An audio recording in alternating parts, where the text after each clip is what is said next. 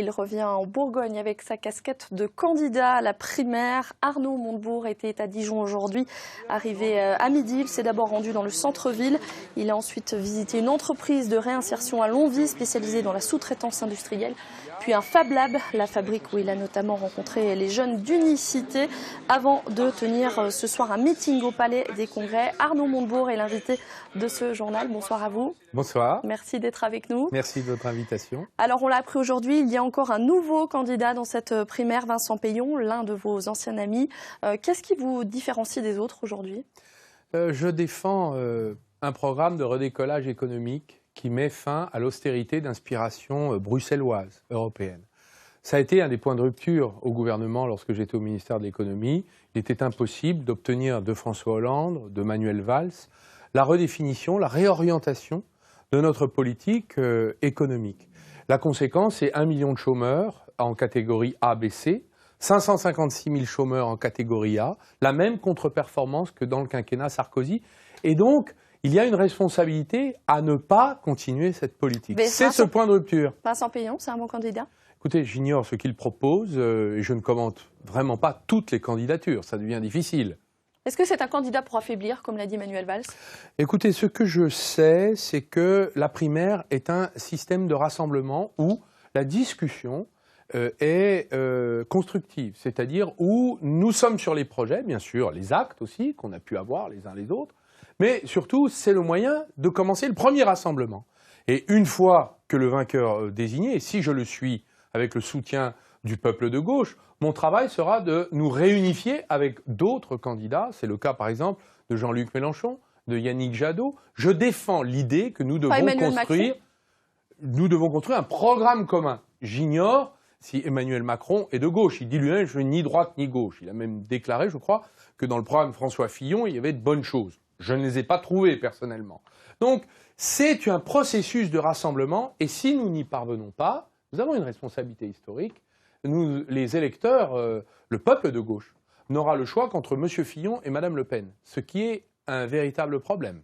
Alors justement, la gauche éparpillée, divisée, selon un dernier sondage, elle ne serait pas au deuxième tour de la présidentielle. Vous prenez tous le rassemblement, mais vous partez tous de votre côté. Non, la primaire est un outil de rassemblement collectif. C'est un premier rassemblement.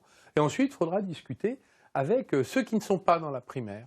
Ils ne veulent pas y venir, je crois que c'est un tort, mais à partir du moment où ils refusent cette espèce de loyauté collective, eh bien, il faudra tendre la main, aller les chercher et travailler ensemble. Alors d'après vous, il n'y a pas trop de candidats? Vous n'êtes pas en train de faire du tort à la gauche en étant aussi nombreux? Écoutez, je ne suis responsable que de ma propre candidature. J'étais déjà présent il y a 5 ans. Je note que j'ai quitté le gouvernement sur des points de rupture de fond, avec l'austérité européenne, le refus finalement du Made in France. J'ai donc décidé de porter le contenu de ce que je crois depuis longtemps dans cette primaire. Alors il y a un autre candidat qui est en train de s'exprimer au moment même où on parle en Franche-Comté à Audincourt, c'est Manuel Valls. C'est un candidat sérieux qui se met sur votre route? J'ai trouvé que sa déclaration de candidature était un discours d'opposant à sa propre politique, finalement. Car il disait qu'il voulait la démocratie, mais il a gouverné avec le 49-3. Pour ma part, je propose l'établissement d'une République nouvelle. Je défends depuis 15 ans la 6e République. J'ai noté qu'il voulait préserver le modèle social, mais il a fait la loi travail. Je suis favorable à l'abrogation de la loi El Khomri. Nous ne pouvons pas affaiblir les salariés dans une période aussi difficile pour eux, dans cette période de crise. Donc nous avons des divergences. C'est au peuple de gauche de venir en masse à la primaire, nous donner la force d'abord d'arbitrer nos choix et ensuite, pour ma part, d'avoir une stratégie de réconciliation des gauches. J'ai noté, là encore, que l'ancien Premier ministre était le théoricien des gauches irréconciliables. Comment voulez-vous que nous réussissions si nous ne sommes pas capables de nous réconcilier? Alors il reste 7 semaines de campagne. Comment vous comptez convaincre les Français? Eh bien, d'abord, je fais une campagne de terrain. Je me rends dans les chaînes locales, auprès de la presse quotidienne, de proximité. Je rencontre les Français et je n'épargne aucune région.